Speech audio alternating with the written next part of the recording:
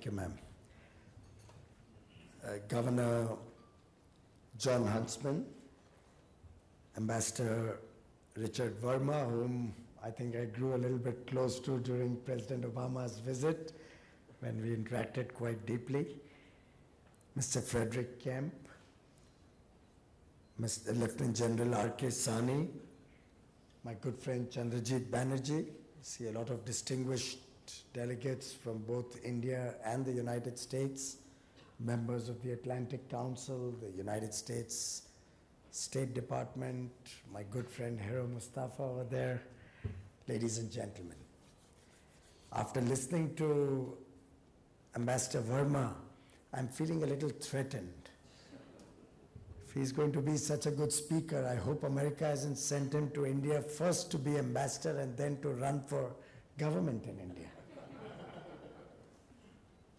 And Governor, I think Ambassador has already proved you half wrong.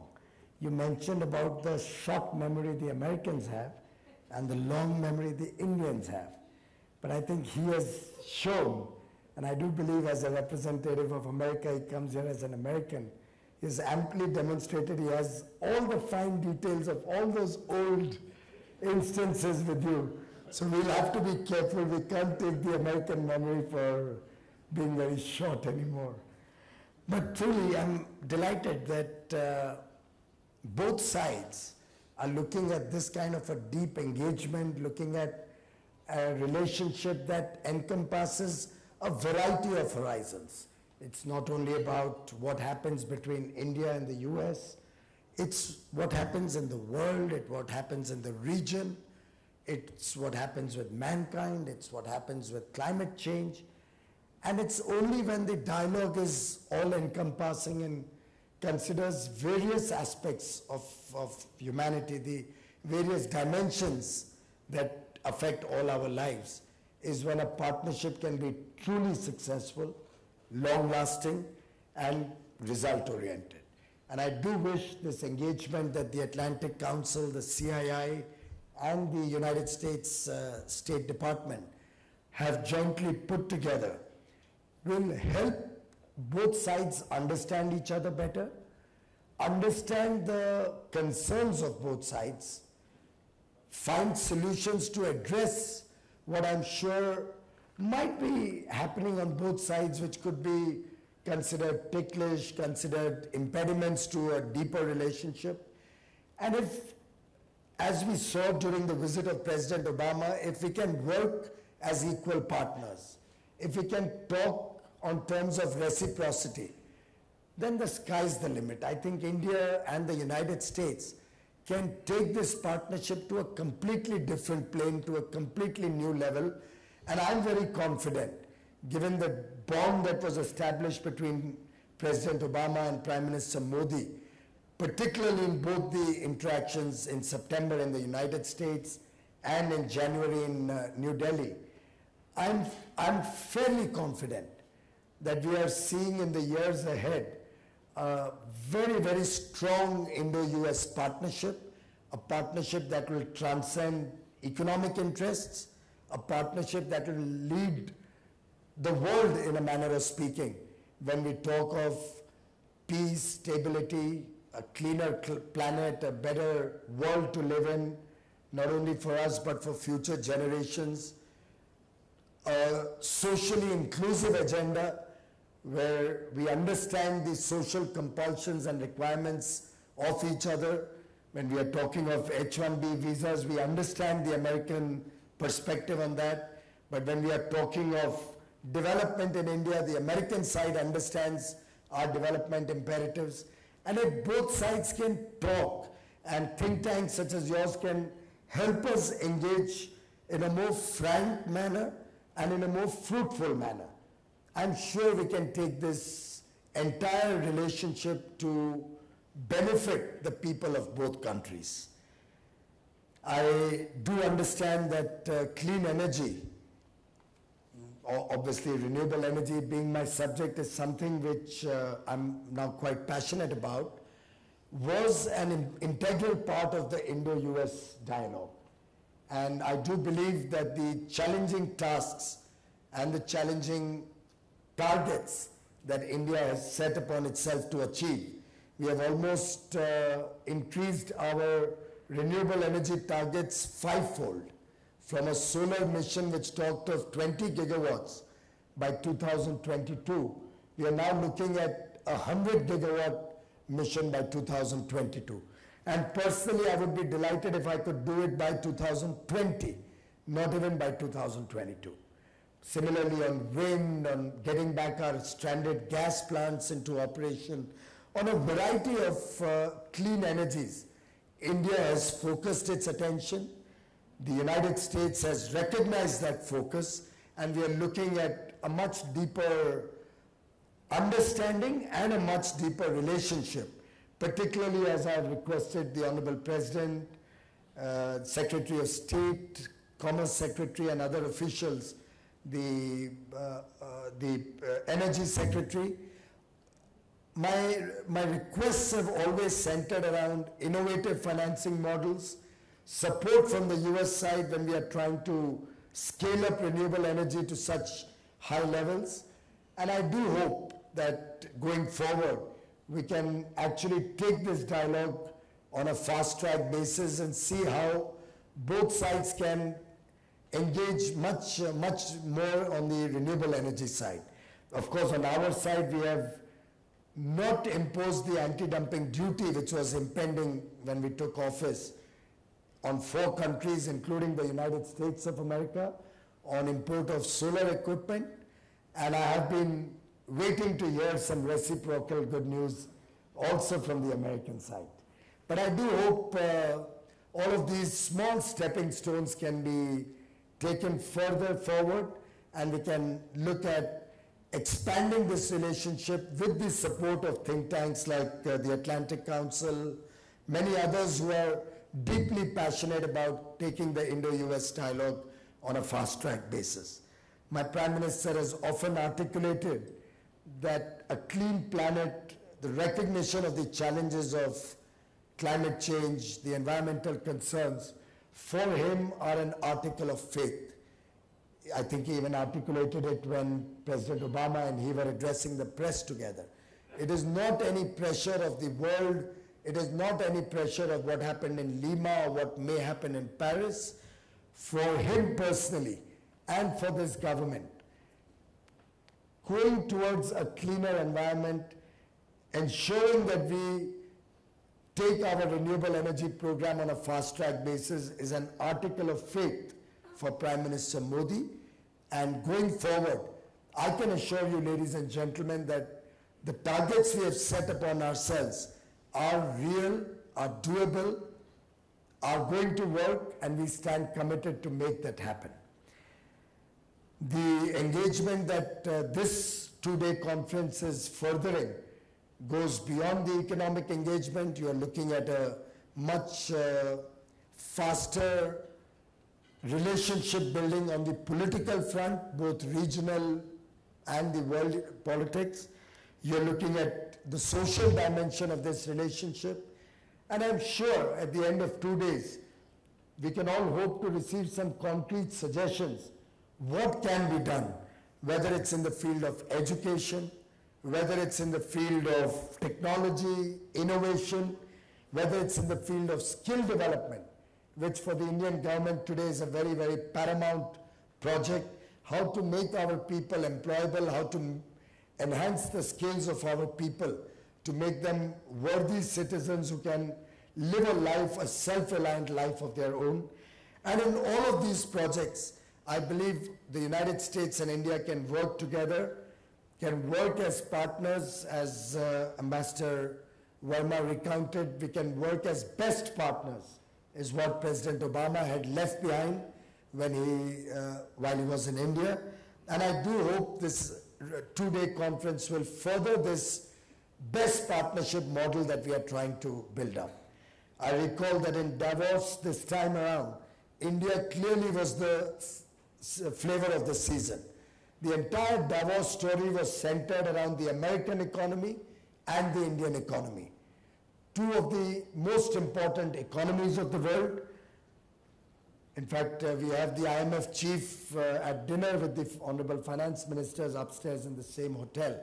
And she has only today articulated her belief that India is bucking the trend when we look at the world growth and can actually become the engine for global growth going forward. And in that sense, I think the dinner today can be a toast to this strong partnership between the world's largest economy and maybe the world's fastest growing large economy. I wish your deliberations all success. Thank you very much.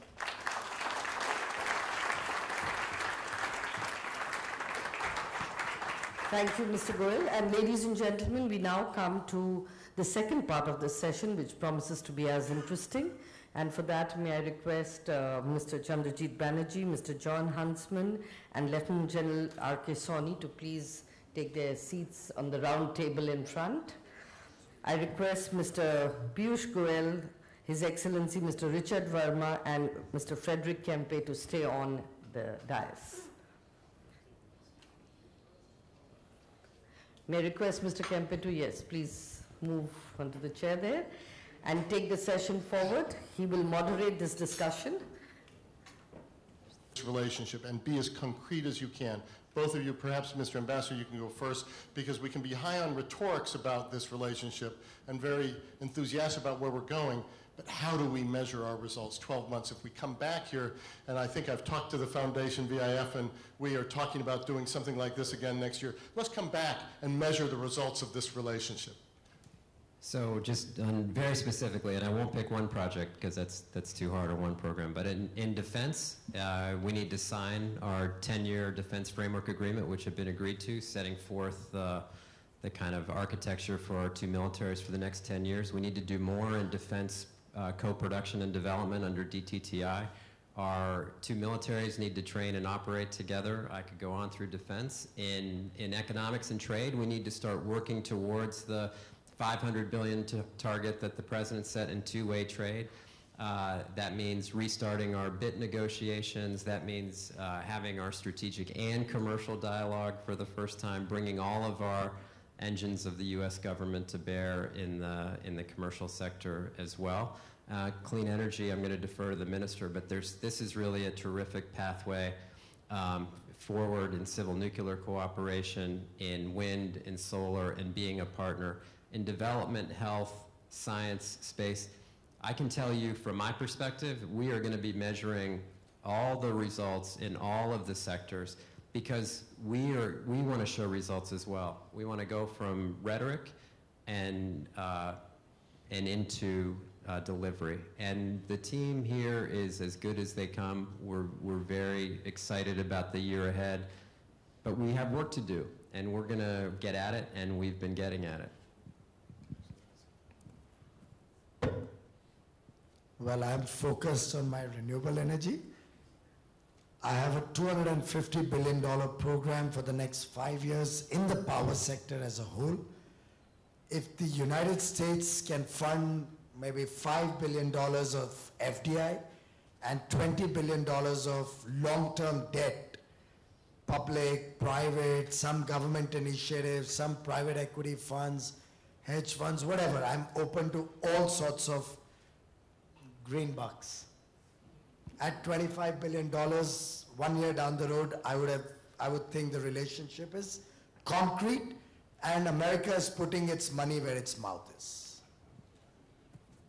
I see representatives of the Department of Energy here in the audience, so we're taking this down and seeing what we can do together. But in any case, and we also have a global energy and economic summit in Istanbul, where Secretary Moniz may be in attendance November 20th, 21st. Come along, join us, and we'll see where we are. Let me turn to the audience. I think we have time for a couple of questions. Who can I grab from the audience who would like to ask a question of either the ambassador or the minister? Well, I'm going to ask my own if I don't get something here. Yes, please. Yes? If you can identify yourself and to whom you'd like to identify your question. Good evening, Smita Sharma from Headlines Today. Just a question for the Ambassador, in fact, picking up from your question. because the mood in a lot of the industrialists and top corporate names here have come out and said that despite a lot of promises made by the current Modi government, business on the ground has not seen much easing. Is that something that you feel that has changed as far as the business process in India is concerned? Look, I think this is a work in progress, and we're working as partners with the government on this. And as issues arise, we deal with them. People have heard me tell the story of, it takes 80 permits to start a hotel in India compared to 6 in Singapore. Look, our businesses, our companies, I think like Indian companies, want a level playing field, transparent decision-making, a rules-based system, legal certainty, tax certainty. Those are all issues that I think apply equally well to whether they're Indian companies or American companies. I will say that as I've traveled around the country, you also see an enormous competition between the states that are working very hard to attract outside investment, setting up single window for approvals, increasing the ease of which land and tax issues are dealt with. So I think all of that is moving in the right direction. I think that's a positive sign. I'd just like to add, I think this is something which we hear more in the media than we hear on the ground. I mean, I'm just wondering to myself that in terms of actual ease of business, there's so much that has happened, be it the stressed power situation in the country, which has completely eased. We now have a situation where coal production is up 7%, which has never happened in India before, and therefore power plants are suddenly getting much more coal, sorted out a lot of their problems. We have power production up by 11%, which has never happened in the country before, sorted out problems of industry and homes who used to have a lot of outages, and therefore the entire demand is now being met. I'm frankly very concerned that with this rate of growth, I may soon have surplus coal and surplus power. I don't know what to do with it. The finance minister is on record that we'll have a stable tax regime, and he's stuck to it through the second budget.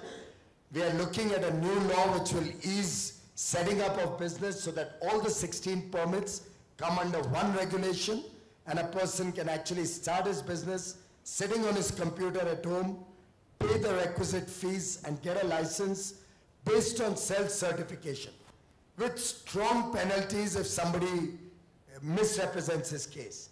So I believe that on the ground, the coal auctions, all the uncertainty, all the fear, what happens if government licenses, government contracts are cancelled, is a thing of the past.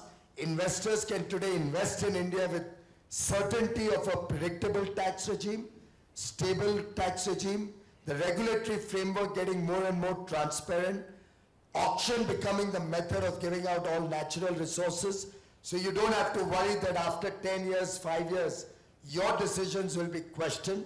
You have a stronger advanced ruling mechanism. So if you have a problem about a tax structure, go to the authorities, you'll get a ruling which will be binding about what the tax treatment will be.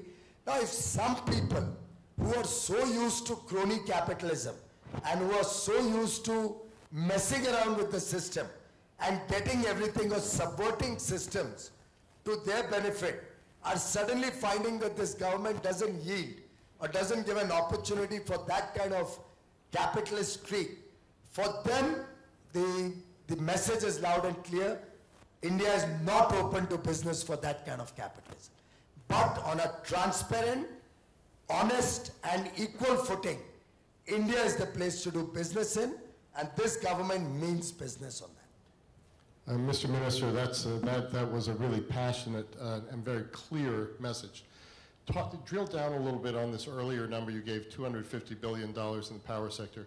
Talked about a desire for $5 billion FDI from the US, $20 billion in long-term debt.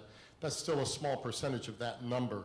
How much of that number is going to come from foreign investment, and how do you choose your partners in this? Well, it's an open, free world. We as government don't choose any partners. It's for the private partners to choose their partners in India, or the Americans to choose whom they trust to want to invest in. Government can only ensure that our regulatory framework will be transparent, our processes will be simplified. For example, I've often spoken on many occasions that whenever a case comes to us now, instead of sorting out the individual case, we are looking at a root cause analysis. We are looking at seeing what is it in the policy that caused the distress in the first place and setting that right so that other people down the line in the future or other past cases can simultaneously get sorted out. In terms of a mix between foreign capital and Indian, I don't need to set any limitations one way or the other. I believe the capital will come where the opportunity is attractive. And we are trying to create an innovative models, particularly in renewable energy, where we'll ensure two things. A bankable power purchase agreement so that the counterparty risk is mitigated. B, a stable regime, a long-term regime. And three, we are looking at some innovative models which will attract the foreign capital, and then it'll be their choice. If they find that business is good in India, they can make money in the long run, they'll come. If they don't come, we are also simultaneously looking at increasing the savings rate within India. And I'm sure that itself will also support our growth in these various sectors significantly. Excellent answer. I see one more question, please. Let's pick up these last two questions, and then we'll come back to the two of you for a final round. I'm Dinakar Perry with the Hindu newspaper.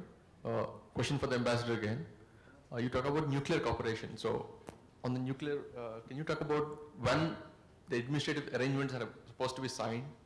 Any timeline for that?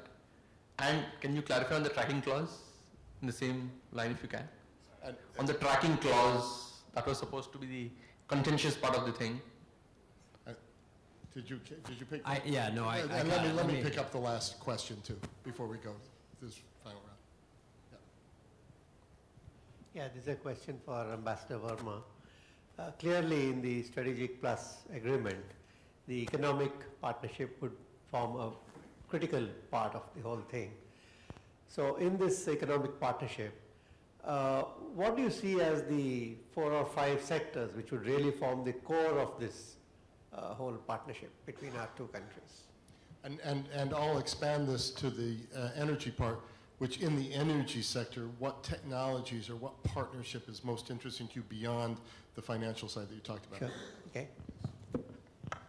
So just on the economic question, I would say, look, we're tracking where India is growing and where India wants to go. So infrastructure is a huge area of interest. Clean energy is a huge area of interest. Defense cooperation, Make in India, Digital India, Clean India, all these overlap exceptionally nicely with where our companies want to go, where our technologies are. We have experience in these areas as well. And I think, look, these are critical to the country, but they're also critical to the people. And I think we have a lot to offer, whether it's in smart cities development, whether it's in, again, in infrastructure, technology, high tech. I think it's actually unlimited. And so I'd hate to limit it to one sector because I would leave off education, or I'd leave off healthcare, or I'd leave off one of the key areas. I really think, and again, I would say the people-to-people relationships and the business-to-business relationships are strong. They've been way out in front for many years, and so it is a great engine which pulls our two countries together, the commercial side. On the nuclear issues, I would say, look, we had 2 sticking points. That was on the tracking of materials and on liability. And I would just back up maybe not to the President's visit in January, but to the Prime Minister's visit in September. And the commitment of 2 heads of state to come together to solve an issue that had been simmering for too long and had been an obstacle to our cooperation. And I think we have to step back as to why this was so important. This was about helping to deliver in a non-carbon intensive way electricity to the 300 or 400 million people that don't have regular access to electricity. And so it was in India's interest, it was in our interest to have a breakthrough. And that's exactly what happened over a period of 3 or 4 months with our experts, meeting with the government of India's experts over a concerted time, 3 different cities, they came to an understanding. And they came to it, there's plenty of material out there on both of these subjects. And I would just say through our consultations, we feel very comfortable that we will meet the requirements in our law on the tracking of the material. And we feel that a good understanding was reached on liability. Now, you've also seen what I've said about that it's not the U.S. government that's going to perform the contracts ultimately. It'll be the U.S. companies. And what we'll have to assess as we move through this year and through next year is whether the assurances that were given, whether the ratification of the treaty, whether the combination of case law and administrative understandings that were reached is sufficient for the companies to enter the market. We're going to keep working at this. This is not over by any means. We're going to keep working at it at all levels. Mr. Minister, you have the final word.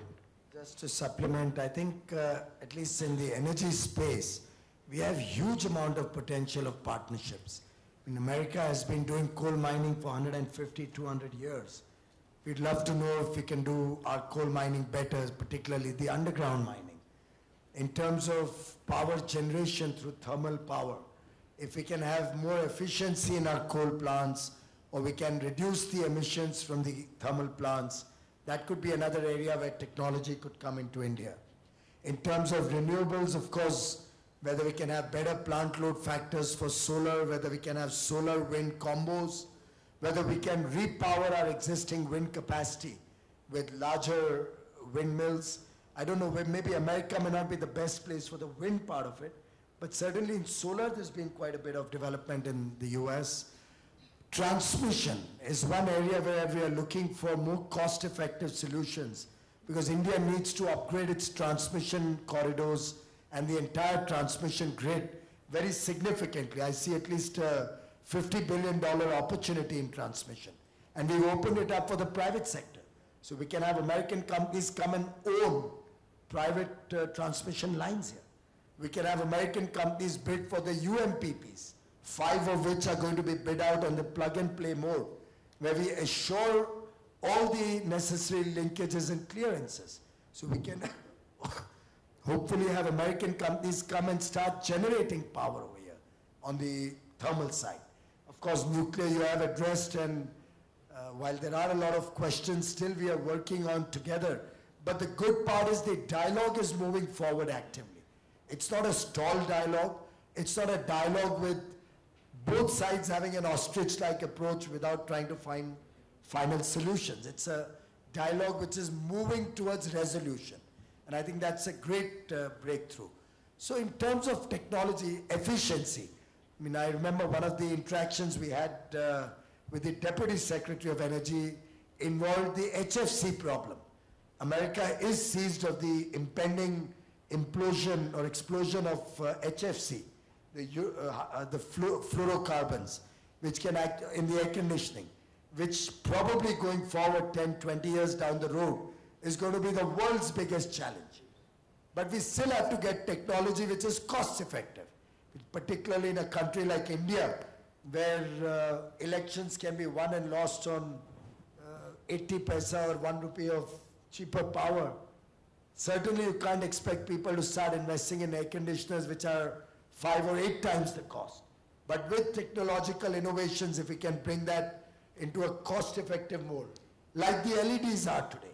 The LED lights, which were selling at 400 and 500 rupees, ever since I became minister and we scaled up our efficiency program on LEDs, I'm delighted to inform all of you, it was being purchased at some pretty large number when I became minister.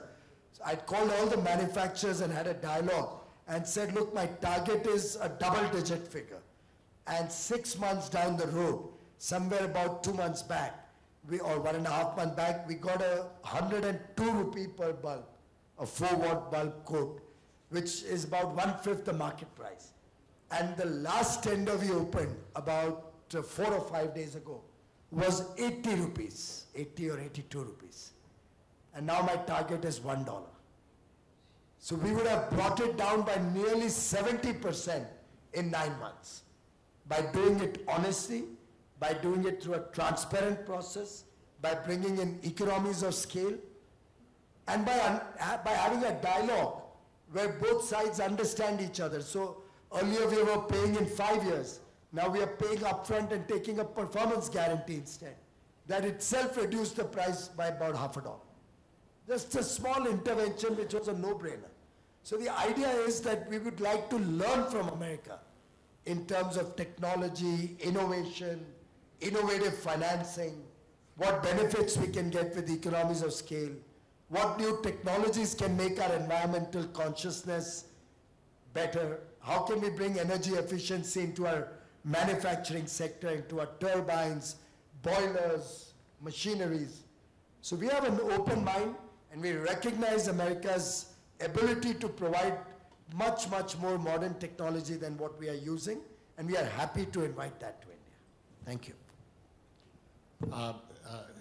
Mr. Ambassador, Mr. Minister, you've given us a terrific conversation, discussion, and also some very concrete goals. And so we're going to help implement this where we can, and we really thank you for the time. Shall I pass back to you to give us the instructions for the rest of the evening? And let's give a round of applause for our speakers.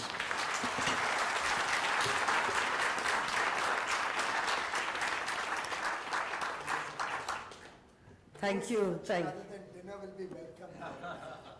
Thank you, Minister Goel. Thank you, Ambassador Verma. And thank you, Frederick Kempe, for this lovely, interesting session. And with that, ladies and gentlemen, we come to a close of the session. And like Minister just said, only dinner is served. We've been planning to meet for so long. Well, he would very much like to meet. White light बंद कर दो यार. White किसी की नहीं है. You want to hold it? In fact, I had some excellent conversations with Secretary Kerry. Before that with Penny, before that. Excuse me, sir. Some questions of national interest. Just national interest. The parliament session has been extended. Just two small questions, please.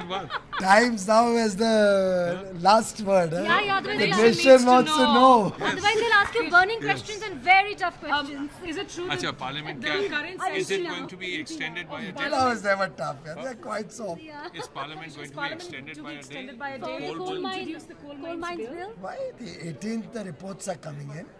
We have 19th and 20th, so I don't see any reason. Oh, 17th. Yes. All the... Anil Dave says he all the parties had agreed in the discussion in the Honorable Finance Minister's office, who's the leader of the House, that there will be a time-bound select committee, which was approved by the House. They have to report back to the House no later than 18th. I believe both committees have had very, very engaging and fruitful discussions, is what the feedback I got from several members in the House today. And most members were immensely pleased with the level of openness and transparency with which the discussions took place. And I believe the report should be in the House before the 18th. And in that case, it was agreed that it will be passed in the first half of this session, which leaves us with 2 full days, which is enough. Most of the discussions have happened now in the select committee. So we can have would you then term as wrong these reports that have emerged that the session is... I don't know who's given those reports, certainly not from the government. Anil Dave says he's sending in the report on the 17th. That's excellent. Yeah. Welcome. It was not later than 18th. And I'm happy if we can send it in by the 17th. And on the, just one question on the coal block allocation issue, the matter is, of course, is something that's in the courts, but as far as Dr. Manmohan Singh... What is in the courts? No, she's talking about the Hindalco case where Dr. Well, Manmohan... that I cannot comment on. Thank you. Thank you. Okay. I don't know, PTI filed this report saying that they extended